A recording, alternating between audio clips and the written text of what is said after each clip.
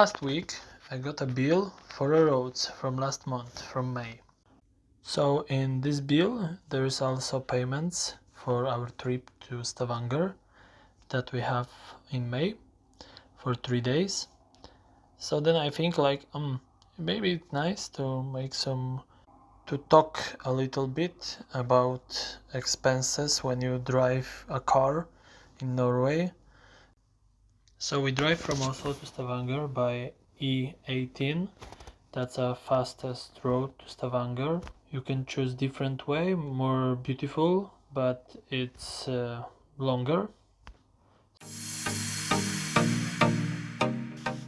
If you want to know how much you're gonna pay in Norway for roads, you need to go to toll calculator, and it's gonna show you exactly how much you're gonna pay for traveling from place A to B, and you just need to choose right cities which you're gonna go through, and it's gonna show you how much you're gonna pay in which moment for which way and to which tunnel and everything.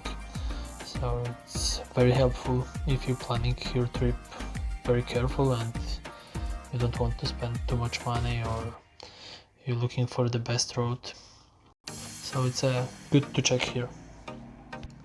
So when you fill up the destination and the city that you're going through and from where you start, then you can choose what type of car you're gonna drive. It's gonna be gasoline, diesel, hybrid, full electric car.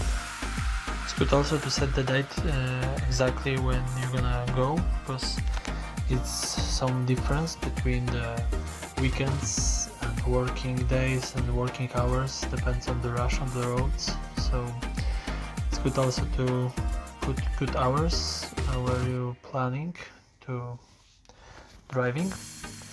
And when you're gonna calculate, then you see two prices. One price is after signing the agreement, and one is before. And so mostly if you're gonna be with your own car, foreign car, probably you're not gonna have agreement, but you can make it. You just need to plan it before, and you're gonna get this Autopass to your car, so you're gonna have cheaper, but you need to pay for that 200 kroner. So if you're not gonna travel too much, maybe it's good just to have no agreement.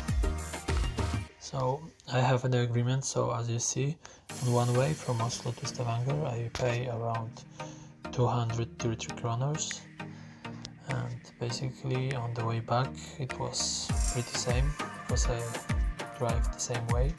So let's say driving from Oslo to Stavanger both ways, it's around 500 kroners just to pay for the roads. But we still need to go from Stavanger to Preikestolen, and that's tricky because it's close by, but it's expensive. We're gonna see how, we're gonna see why.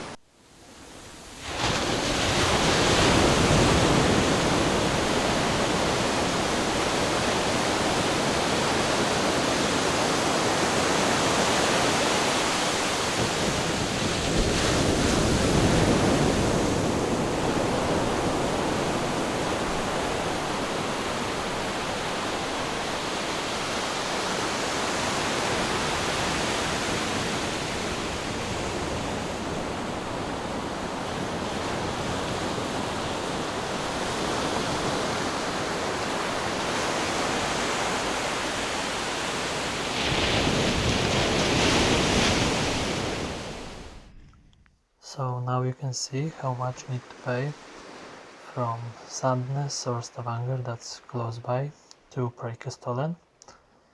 And there you have tunnel that normally costs 170 kroner. If you have agreement, it's a little bit cheaper, but still you need to pay 2 times when you arrive and when you're going back. So that's cost a little bit. If you don't have this agreement, that's gonna be around 500, and it's around 500 both ways to come from Oslo to Stavanger. So very short trip from Stavanger to Preikestolen costs same, like 600 kilometers from Oslo to Stavanger. And you need to park car somewhere. So when you go to Preikestolen, the parking costs around 200 for all day. So you have 700 kroner just for one day to drive from Stavanger to Preikestolen, park there and came back. So for 3 days, Saturday evening, Sunday and Monday morning, I drive 1140 kilometers around, and my car fuel efficient was around 6 liter per 100 kilometers. So I use around 70 liters, and the price at that time it was around 22 kroner. So I spent 1,500 kroners on the fuel. If I would drive diesel, the diesel is cheaper now, and it costs around 19 kroner, so that would be less.